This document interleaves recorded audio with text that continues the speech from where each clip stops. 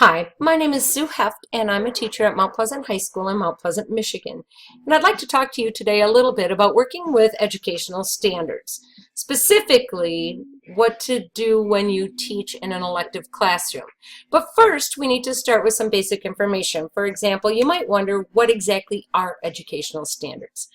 According to the Glossary of Education Reform, learning standards are concise, written descriptions of what students are expected to know and be able to do at a specific stage of their education.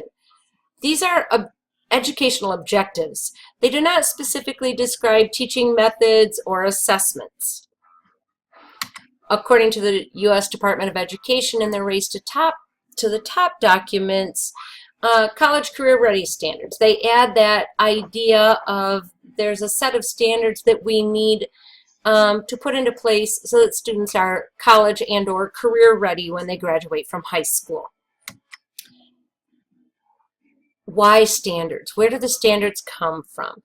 Well, the history of the movement to create meaningful reforms for public education is long, tedious, and certainly not the focus of this presentation. A couple of things, if you are not familiar with, you might want to research NCLB, which stands for No Child Left Behind, which is some federal legislation that was implemented during the Bush era, the second Bush era.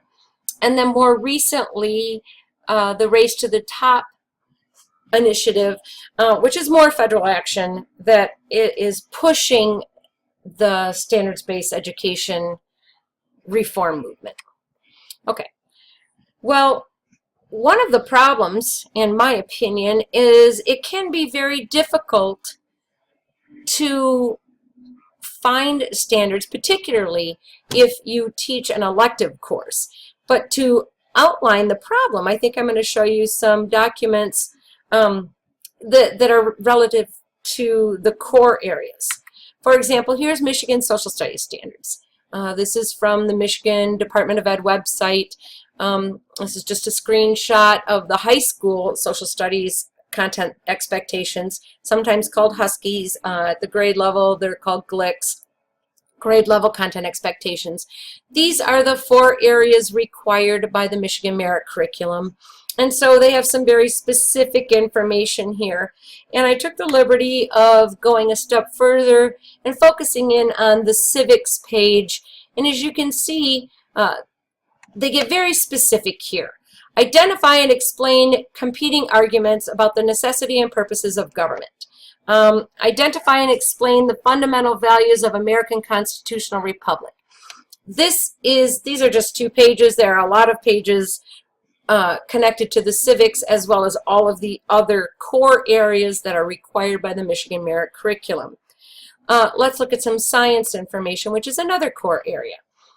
Michigan has those same pages, but here is a document or some information from Next Generation Science Standards, which is a group of people focused specifically on creating modern, scientific, knowledgeable students. Their standards want to create, or they're hoping to create standards that are rich in content and practice, which are aligned with curriculum assessment and teacher preparation and development. So they go a step further, and this is specifically, usually, these types of places are focused on those core courses that are required K-12, this one specifically in the science area. And here's a page from their site that outlines pretty detailed information about what is expected at the elementary level, and then you can see middle school. These are all links. I'm choosing not to follow all of those links, but certainly that would be there for you if you went to their site. Then we get Common Core, and this is a statement that I took from What is Common Core? Frequently Asked Questions document. And it talks about how they came up with some of the Common Core expectations. Now, Common Core specifically focuses on English language arts literacy and mathematics. 43 states have adopted the Common Core, and they again are focused on having students prepared to be successful at a 2- or 4-year college program, or to enter the workforce in a meaningful way. If you were not language arts or mathematics, there are some documents available called crosswalks. And I just did a screenshot here to show you that here we start to get a little more vague, because you can go to the American Library Association, you can go to North Carolina Public Schools, you can go to Michigan, New York City, and Massachusetts, and these will give you what the state interpretation of how that Common Core applies to those, in Michigan anyways, your Michigan Merit Curriculum, Social Studies, and Science courses.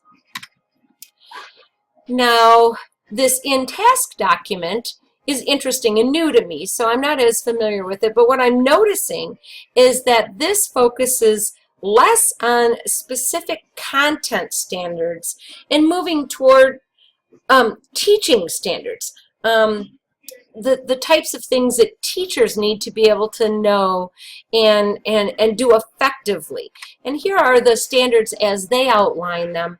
Notice it focuses on stages of development for the learner, working with differences in the learning abilities of the students in your classroom, the effect of the environment, what content knowledge is necessary, the application of that content, and so on and so forth.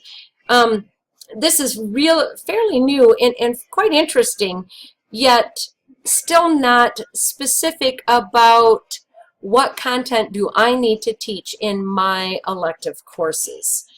So I personally teach sociology and psychology, which are connected to the social sciences, and when I look in the Michigan documents, I can find some references to things that I could probably use and apply to my sociology course. But you can take that a step further, and I just kind of Googled and found a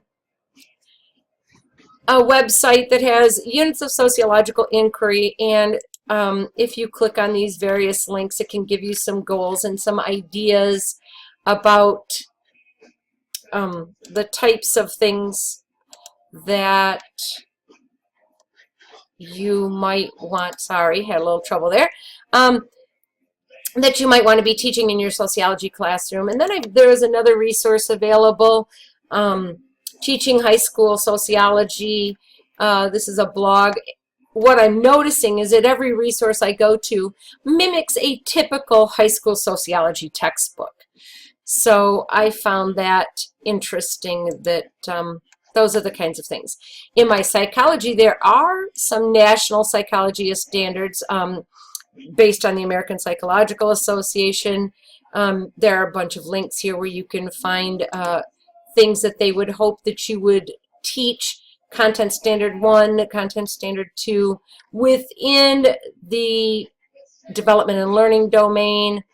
The introductory domain has some of the different things. So just some information, some places that you could go if you were looking for assistance. Another good place to go is the College Board website. If you're familiar with advanced placement courses, there are far more advanced placement courses out there than we teach, at least at my school. So I often will go here and look. Here's the AP Psych homepage, and look at some of the suggestions they make for the advanced placement courses, and then apply that to my general psychology class. And I found another blog very similar to the other blog that I found for sociology, high school teaching psychology.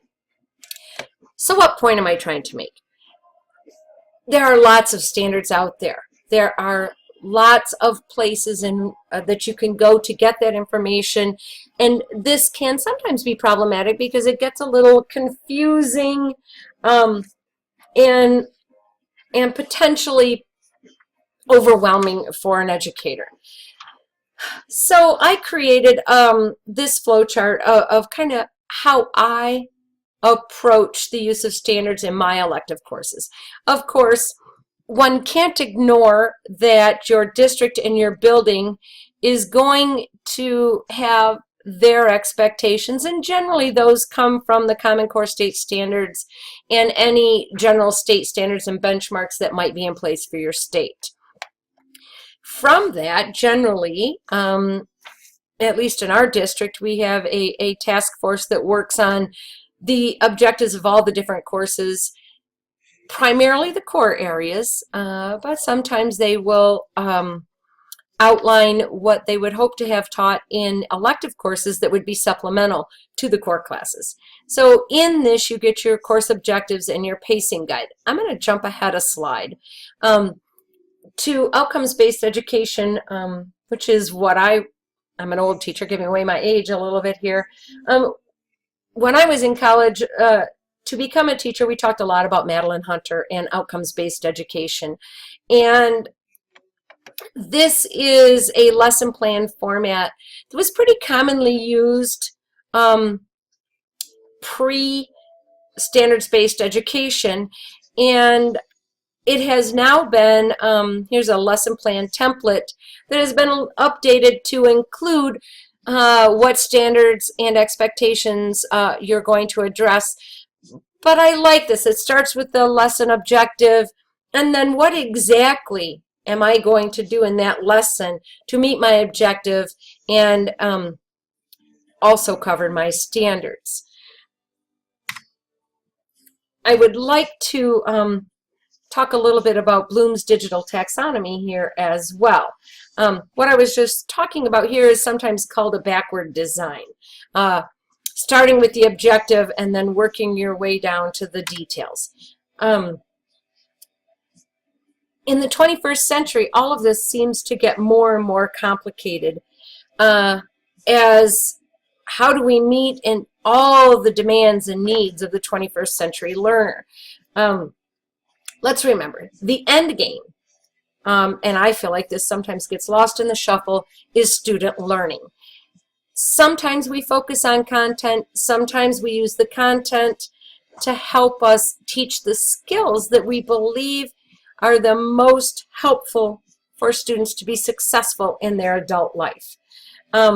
So if you are an elective teacher, remember that the point of your courses are to enhance the educational experience of your learner, to support the core content area, sometimes to complete and fill in the gaps or the additional information that isn't always covered in the specific core areas.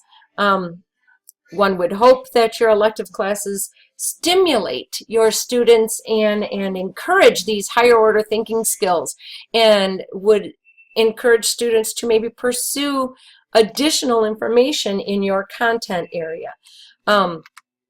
So let's come back to this. If I am keeping all of those things in mind when I create my lesson plans, and for one of the luxuries that elective teachers sometimes can take into account is student interest and abilities, and those impact my lesson plans, and the technology that's available impacts the lesson plan, and then that would impact how you assess student learning. Through those assessments, hopefully you're analyzing your lessons, and this is where I take into account my professional development, the best practices, the technological information and advances that are coming at warp speed, and then continually working this circle in lesson plan development. Hopefully, all of this helps you see that even though you don't have specific data that you are required to cover, that there are lots of things available to you to help you be successful in helping students with their critical thinking and reaching these higher order thinking skills in your elective courses. Good luck. I hope this helped.